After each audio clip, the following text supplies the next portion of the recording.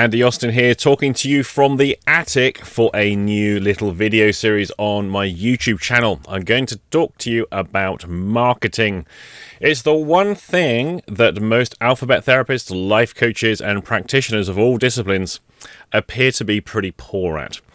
Unfortunately, the ones that get the most success and create the highest visibility are the ones who are likely to be the most narcissistic. And they make the grandiose claims and all the big stuff, get all the attention, and probably get the work too, which is rather annoying to myself and to many of my colleagues. Now, what I want to do is to try and address that issue. Why should the scumbags get all the work? Now, I know when you signed up to be a life coach, to be a practitioner, an alphabet therapist in your chosen discipline, you were going to change the world. You were going to make $1 million. You were going to have a new career. Life was going to be incredible. You were going to get a website. You were going to go to the business groups, the local chamber of commerce. You're going to do all those things. And they'd come running. But they didn't. And you're probably struggling to get a single client, or you may get one or two once in a while, if you're really lucky. But no one says this. Every website on the internet, every course, every video, they're always talking about success. Here's the one thing I know. The internet, especially the life coaches, practitioners, alphabet therapists websites of the internet, are largely a graveyard of failed success stories. But because people pay a lot of money for their websites, they put a lot of work into it. It's a big social risk when you start putting your work out there. And you pay the fees, and you paid your web designer. You got a domain name for the next 10 years.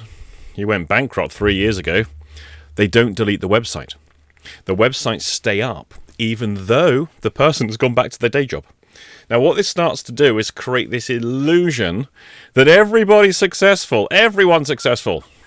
But you, and you're the only one who's not. And that's actually not true. Now, I've been doing this work for, I think I started in 94. Now, I worked full-time back then. And then as the years went on, I gradually reduced down my hours. And I ended up working 2 days a week for the man doing the day job. And then increasingly became self-employed. And for quite a lot of those years, I had no money, and I was struggling all the way through. I had a reputation. I was known. I had one of the biggest, at the time, back in the 90s, I had the biggest NLP website. I used to get a lot of hits back then. And, of course, the competition's increased over the years, so that's all changed. The dynamics are different. It wasn't easy, and it's taken a very long time. Now, all of these success gurus and these trainers and all the rest of it who will sell you the next upsell. Come on my master course, the meta master course, the mega meta master course, the super duper master course. There's always another course. And hopefully, just do that course. And then they'll come. Get this certificate, these letters after your name. Get this thing in the bag. And then the clients will come. And they still don't. So there's another course, another thing to spend your money on. And on it goes. Here's what I want to do with this particular set of videos that I'm going to put up. I want to basically give you the realities behind it, give you the nuts and bolts, the nitty-gritty, and the basic, what do I do? And the people I have worked with since I started, those who I know who are now established and successful, what do we do? And how do we run our business in terms of the marketing aspect that you can then replicate? Because what I know is this. The vast majority of everything that is claimed by life coaches and by practitioners and alphabet therapists when it comes to their own personal success, the vast majority of it is complete fabrication. It is the illusion of success and very little that is actually happening. So we're going to start off with the first little detail. And by the way, as I go through this series, if you have things you want me to cover, if you have particular questions, stick them in the comment section, because that will help inform me really for the next video that I do. And I can answer the questions as I go through the video set. So here's the first Andy in the Attic tip for you, the practitioner who wants to become self-employed, essentially.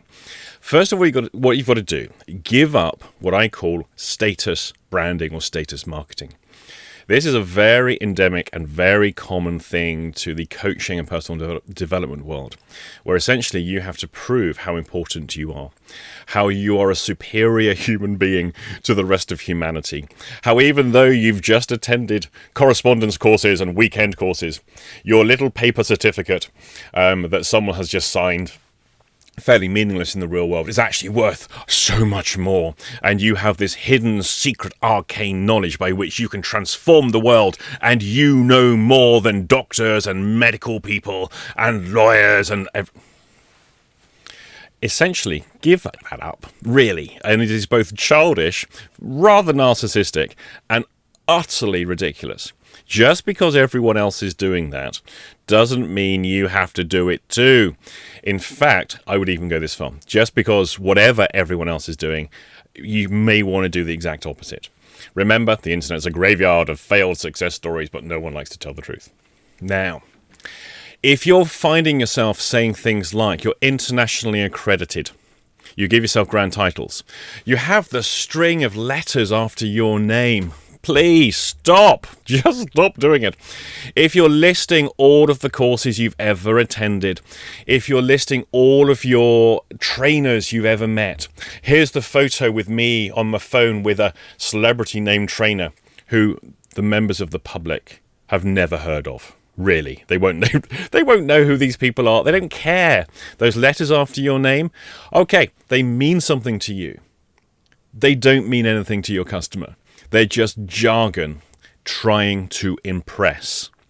Imagine if you had a brain surgeon who, on consultation after you've been diagnosed with whatever condition, he introduces himself by all the letters after his name, by who he's qualified with, who he's registered with, who his insurance provider is, who he trained with, which hospitals he's worked at, and that was his opening pitch at the first point of presentation with him. What would you think? And yet, this is what life coaches and therapists and alphabet therapists and all the rest, this is what they do. Their very first point of contact with their potential customer or client via their website or via their marketing is essentially, hey, look at me, aren't I important? And that is not what your customer is interested in. They're not interested whether you're important or not. They're interested in, can you fix their problem? What is the client's number one interest? Themselves. Not you, your personal history, and how important you perceive yourself to be. Those things, I can guarantee you, will be counterproductive. Now, those kind of things work when you're trying to sucker people into your courses, when you're trying to sucker in the wannabes, and you basically put out a narcissistic message that say, I have the great solution to your life, and train with me, and you can be financially free, have the life you want, blah, blah, blah, blah, blah. Absolute hokum. If you're trying to recruit customers to be clients, where people are going to hand over cash and a whole load of trust to you. Unless you are demonstrating you are trustable, both with my money as your customer and my mind and soul, then, well, you might have to reconsider. Picture this. There's you in your Kensington Palace with your Tesla car and a wad of cash and these grand qualifications and fake awards. And here's the video of me sitting in front of my bookshelf, which I've carefully selected which books I put on the shelf. And I earn a six-figure income, and I can show you how to earn a six-figure income too. That kind of stuff. How are you making that money? Off people like me, the vulnerable client, who hasn't got much money. And now, oh, you're demonstrating yourself to be very, very exploitative, and essentially you're in it for you, you're not in it for me, the customer. Now that is the attitude and the mindset I'm going to urge you to start to address. This is so endemic in the coaching world, and everyone seems to jump on that, and it is utterly, utterly ridiculous. And I can guarantee you there's one tiny word on your webpage that will tell me how much money you earn. On the contact page, if it's just you, it says contact us. Why have you done that then? Why are you trying to demonstrate that it's a us and not just contact me? What's that about? Are you lying before I've even contacted you? You're already lying to me. If I'm your customer, or want to be a customer, there's a lie is being told before the first point of contact's even made. You'll want to think about that one. Now, obviously, if there's more than one of you on that site, whatever, that's a whole different matter. But if it's just you. Now, if it's just you and you're the founder of, what have you founded? Really, what have you founded? If you are the developer of, okay, have you developed it? Are you actually, you're an academy, you're an institute, but are you really? Or is it just you trying to sound bigger and better than you actually are? Now, if you're doing any of those things, here's what's happening. You're lying. Not only are you lying to your customer, but you're lying to yourself. And if you're lying to yourself, then I'm going to have to ask some questions as to what the hell's going on with you. Some of these things will register fairly unconsciously because the naive client doesn't understand the industry. They don't understand the prevailing mindsets and attitudes of coaches and therapists. But something registers deep down within them that goes, I don't know, got a doubt here. Don't know what the doubt is, but there's a doubt. So this is really the essence of my first tip for people. Stop lying. Just be honest. Now, humility, I know this might come as a shock, especially to you NLPers out there. Humility is actually a virtue that other people like. Grandiosity is the exact opposite to what you want to be presenting.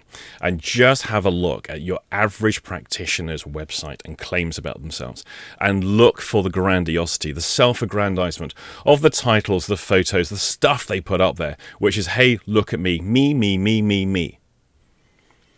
Your website should be about you, the customer. Don't claim expertise, demonstrate it. Don't say how you can fix stuff. Offer the proofs by which you are able to.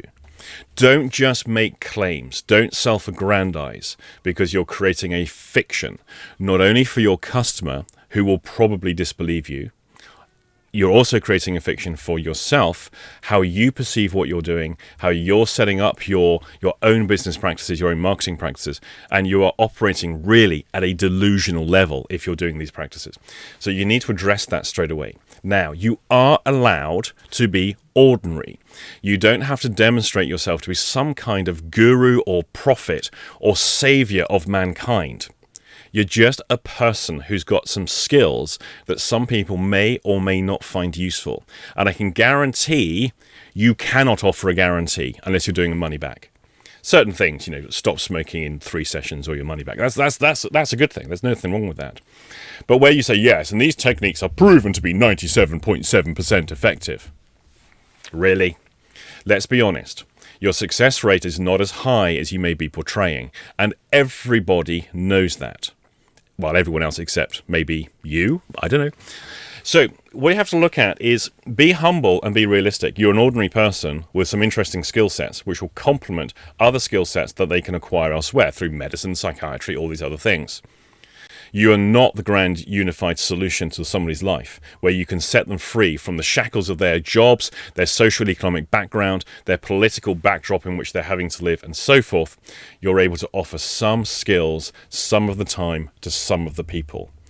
Now, when therapists and coaches start to be a lot more realistic in that kind of way, you'll be amazed at what starts to happen. So do start to address those things. If you have any interesting examples you wish to share, stick them in the comment section. I've got a lot more advice I'm going to be giving, a lot more stuff I'll be putting out there for what I do and what you can do to actually make a dynamic difference. So basically, let's take some of this business away from those narcissistic trainers and personal development gurus. Because I tell you what, it's time that things changed. And I need you to help me with this. Let's take back the industry. One last thing. Not everyone can be successful. Let's be honest. Because there's more, how many thousands, just in the UK alone, how many thousand practitioners and therapists are qualifying? Most of them aren't qualifying. They've been given a certificate at the end of the course. But qualifying every year. Thousands of them. Do you really think the market can sustain that and everybody can be successful? Absolutely ridiculous. Pie in the sky. But of course it keeps people coming back on courses. So anyway, more to come. Use the comment section. Do please click that like button because that's awesome for my ego. It also helps me with my YouTube channel. And as you are probably aware by now, I'm trying to develop this up to becoming a little bit more of an influence in this industry that is so corrupted by the narcissistic takeover. Time to take it back. Da, da, da, da, da, da.